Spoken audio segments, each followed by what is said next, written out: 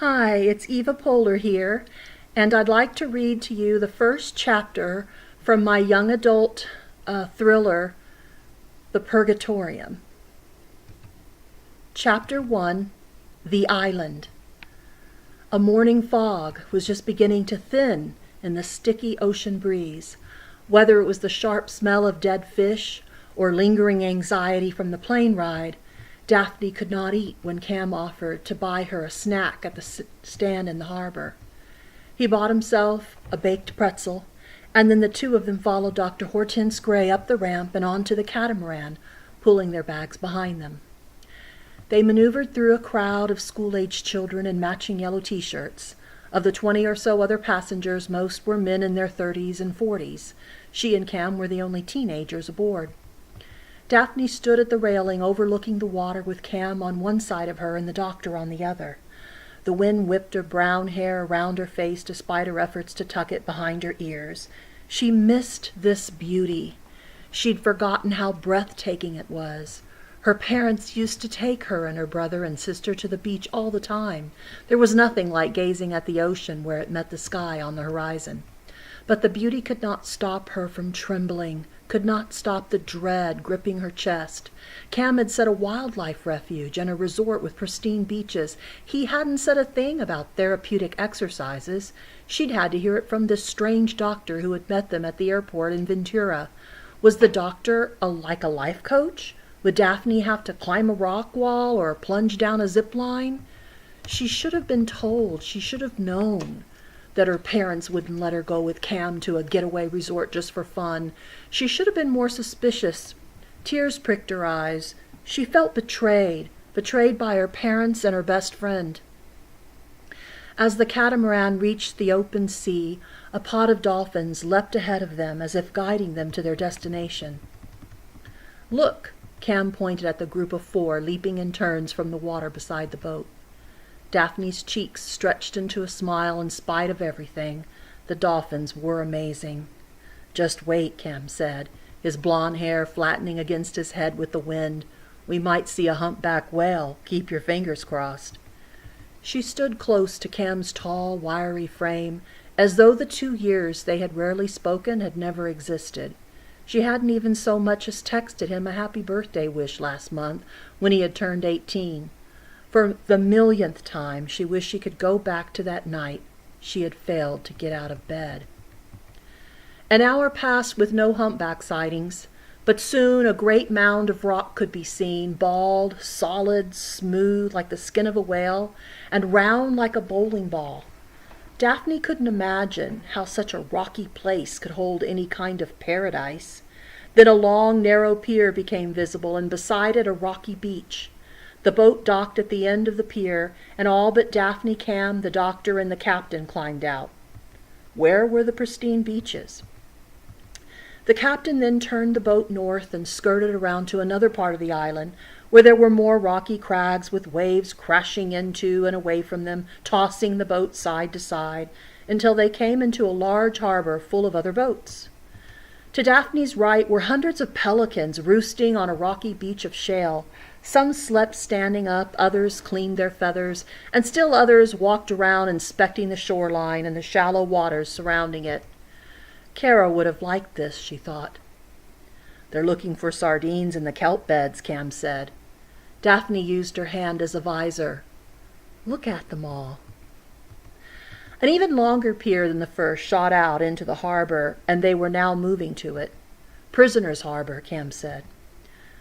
This side of the island was certainly more beautiful than the eastern point at Scorpion Anchorage, but Daphne still saw no evidence of pristine beaches.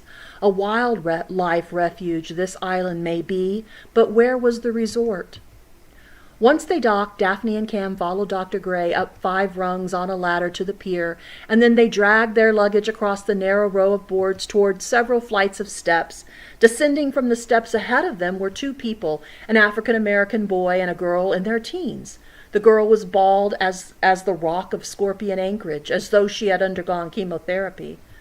"Look at me," the girl growled at Dr. Gray, and Daphne thought perhaps they were related, having the same round dark eyes and high cheekbones. "Come along, Daphne," Dr. Gray said, ignoring the girl. The girl grabbed Daphne's wrist and started to say something, but Cam moved between them. "We don't want any trouble," he said. "Are you okay?" Daphne asked the girl, trying to see around Cam, but the bald teen turned away, scuttled down the pier, and quickly boarded the boat. "What's her deal?" Daphne asked Cam. "Don't know," he said, leading her onward. "That was odd." "Yeah, it was. Come on." The squawking of the pelicans could be heard from the several flights of wooden steps, but they were less visible until Daphne reached the summit near a dirt road, where a jeep and its driver waited. The driver was an older man, maybe in his 40s, with tan skin and a straw cowboy hat. He nodded at them as they approached. "Hello, Roger," Dr. Gray said. "Nice to have you back, Hortense," the driver said with a southern drawl. "This island ain't the same without you." From this point, Daphne looked out over the ocean, and although the view was spectacular, she frowned. This wasn't what she had expected.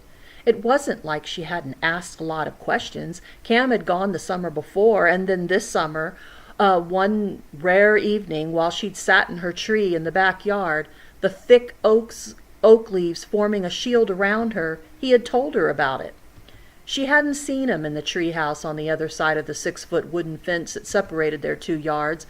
When he called out to her, she'd been crying again, and although she had wanted to scramble down the trunk and run inside and hide, he'd asked her a question that had made her pause.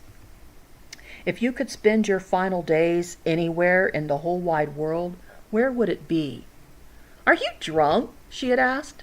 "No, just curious." Then he had added, "I miss you, Daph." "I'd spend my last days on a beach somewhere beautiful," she had said. "I know just the place."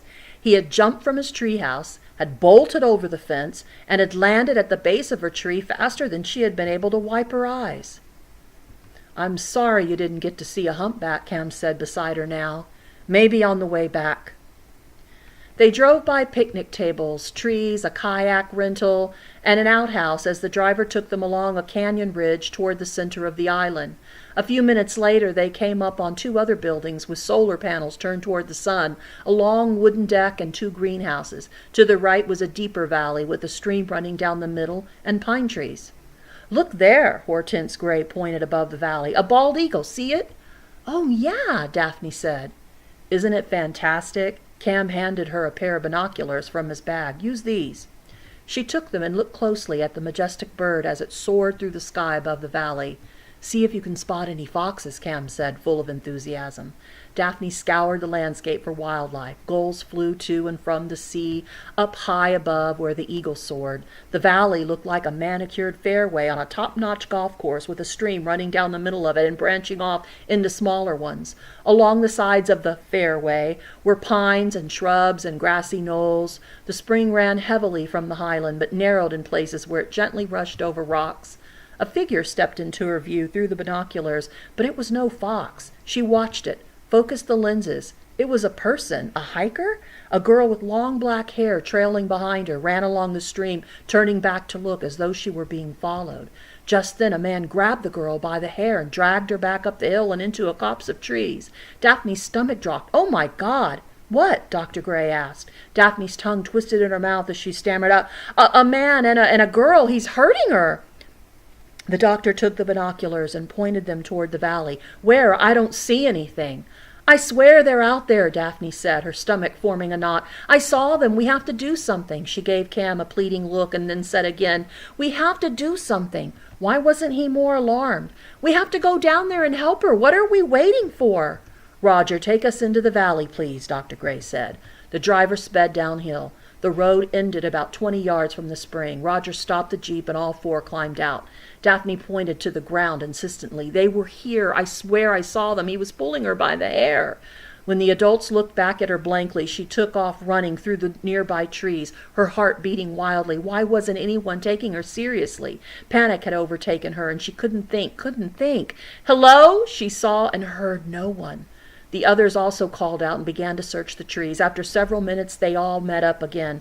Dr. Gray said, "Oh, this is no good." "What should we do?" Cam asked, out of breath. The doctor put a hand on Daphne's shoulder. "Please don't be offended by what I'm about to say." Daphne couldn't believe the patronizing look on the taller woman's face. "I didn't imagine it," she said, panting.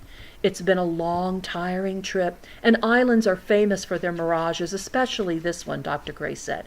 Not mirages, Roger said. Ghosts. Please, Roger, don't start, Dr. Gray shook her head. What ghosts? Daphne asked. Even though she didn't believe in ghosts, goosebumps popped up along her arms. Let's go on to the resort, Dr. Gray said. I'll phone the naval guards when we get there and tell them what you saw. What ghosts? Daphne asked again in the jeep in the back seat beside Cam. She twisted back with her eyes held up to the binoculars, scanning the stream and nearby woods for signs of the girl and her attacker as the jeep climbed toward the canyon ridge. We aren't going to talk about nonsense, the doctor said. She has a right to know about the island's legends, Roger objected. Is this the one about Meesink? Cam asked. The guy who threw the men in the ocean and took the women on his rainbow bridge? Hortense Gray turned from the front passenger seat. The Chumash believed the first people grew from seeds planted on this island by the earth goddess Tash. When the island became overpopulated with people, she sent down Meesink, the guardian of nature, to set things right. They say each year Meesink threw 6 young men into the ocean, where they turned into dolphins. That's why the Chumash considered the dolphins to be their brothers. Meesink also took 6 unmarried women and had them for himself. They say he took them into the sky by way of his rainbow bridge, and they were never seen alive again. What does this have to do with ghosts? Daphne put down the binoculars, the deep valley now out of view. Roger said, People say Meesink comes for women about your age to take with him to the skies, and sometimes they come back and wander this here island. Interesting legend, but you don't expect me to believe that was Meesink out there in the valley, do you? Daphne smelled a setup. Is this some kind of joke? She expected one of them to say, "Bwah ha ha ha ha," any minute now. Roger coughed and cleared his voice. Cam whispered, "Apparently, Roger is a believer." "Like you can talk," she whispered back. Cam had made plenty of claims throughout their childhood of having seen his grandmother in his attic. Her brother Joey, a year older than Cam, still believed Cam's grandmother spoke to him. Roger said, "I dare you to spend one night at the old Christie Ranch, and then you can laugh at me all you like." "What's old Christie Ranch?" Daphne asked. "It's on the western end of the island," Roger said. "That there ranch house is haunted by the wife of a slave trader." "Have you ever seen her ghost?" Cam asked. "No, but I've heard the screaming." "What screaming?" Daphne asked. "Out on Haunted Bridge," Roger replied. "I've heard the screaming with my own ears. My pal and I searched all over in the morning and found no trace of anyone and no explanation for the screams. People say the wife of a slave trader was horrified when she learned what her husband done, and once, when he was headed back for more slaves, she sunk his ship with him and his crew aboard. They say she went crazy until she died. They say she's responsible for a lot of the ships that wreck in that there part of the sea." As they made their descent into the canyon, no one said more about the incident Daphne may or may not have seen. Daphne was tired and had eaten little. Maybe she had imagined the figures in the valley.